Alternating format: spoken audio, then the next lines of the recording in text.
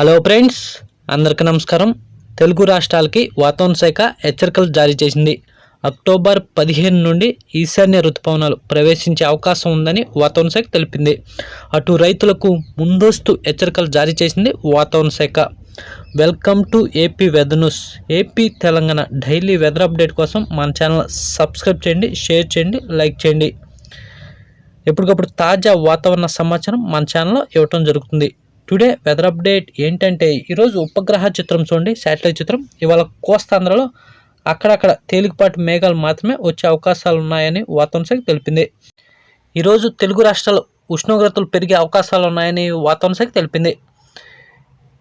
ఇదిలో ఉంటే రాగల 2 రోజులు రేపు ఎల్లుండి కోస్తాంధ్ర, తెలంగాణ, రాయలసీమ జిల్లాలో ఓ మోస్తరు నుండి భారీ వర్షాలు నమోదయ్యే అవకాశాలు ఉన్నాయని వాతావరణ శాఖ తెలిపింది.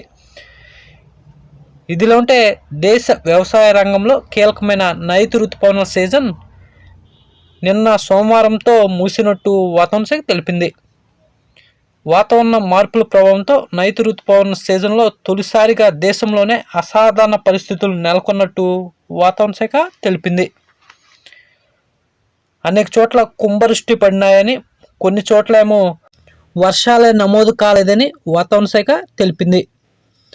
ఇదిలో ఉంటే అటు విజయవాడ, గుంటూరు జిల్లాలో రికార్డు స్థాయిలో ఈ నైరుతి రుతుపవనాల కాలంలో వర్షపాతం నమోదైనట్టు వాతావరణ శాఖ తెలిపింది. దీనికి కారణం పసిఫిక్ మహాసముద్రంలో ఏర్పడిన లానినో పరిస్థితులని వాతావరణ నిపుణులు తెలిపారు.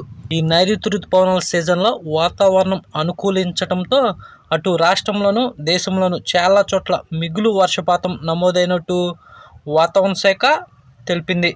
ఇదిలా ఉంటే అక్టోబర్ 15 నుండి ఈశాన్య రుతుపవనాలు తెలుగు రాష్ట్రాలకి ప్రవేశించే అవకాశాలు ఉన్నాయని వాతావరణ శాఖ తెలిపింది. అప్పటి నుండి మళ్ళీ దక్షిణ కోస్తాంధ్ర, రాయలసీమ జిల్లాలో వర్షాలు పెరిగే అవకాశాలు ఉన్నాయని వాతావరణ నిపుణులు అంచనా వేశారు.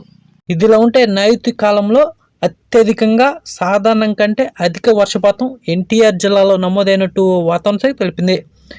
అత్యల్పంగా దక్షిణ కోస్తా జిల్లా అయిన నెల్లూరు జిల్లాలో అతి తక్కువ వర్షపాతం నమోదైనట్టు వాతావరణ శాఖ తెలిపింది.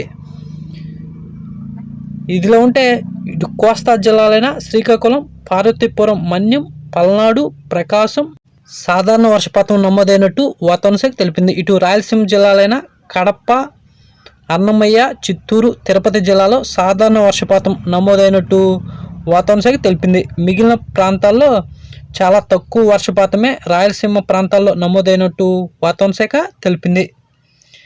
ఇదిలో ఉంటే అక్టోబర్ 15 నుండి ఈశాన్య రుతుపవనాలు ప్రవేశించే అవకాశం ఉంది కారణంగా ప్రజలు అప్రమత్తంగా ఉండాలని వాతావరణ శాఖ తెలిపింది. ఈశాన్య రుతుపవనాల కాలంలో వాయుగుండాలు, తుఫాన్లు సంభవించే అవకాశాలు ఉన్నాయని వాతావరణ శాఖ ముందస్తుగా హెచ్చరికలు జారీ చేస్తుంది. నైరుతి కంటే ఈశాన్య రుతుపవన కాలంలోనే ఎక్కువ తుఫాన్లు సంభవిస్తాయని వాతావరణ శాఖ తెలిపింది. రాగల 3 నెలలు రైతులకు చాలా కీలకమని, ముందస్తుగా జాగ్రత్తలు తీసుకుని అప్రమత్తంగా ఉండాలని వాతావరణ శాఖ హెచ్చరికలు జారీ చేసింది.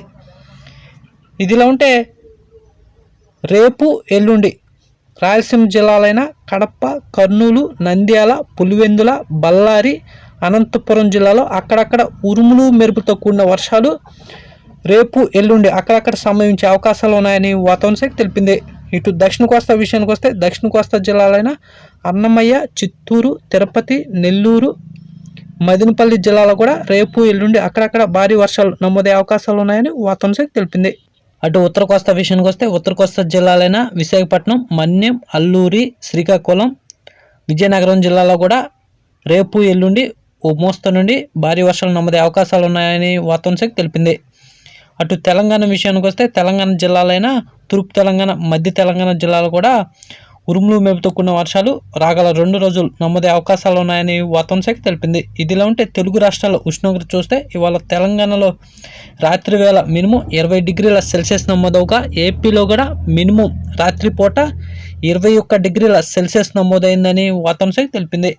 ఇంకా తెలంగాణలో పగటిపూట మ్యాక్సిమం 31 డిగ్రీల సెల్సియస్ నమోదవగా, ఏపీలో కూడా మ్యాక్సిమం పగటిపూట 31 డిగ్రీల సెల్సియస్ నమోదవుతున్నట్టు వాతావరణ శాఖ తెలిపింది.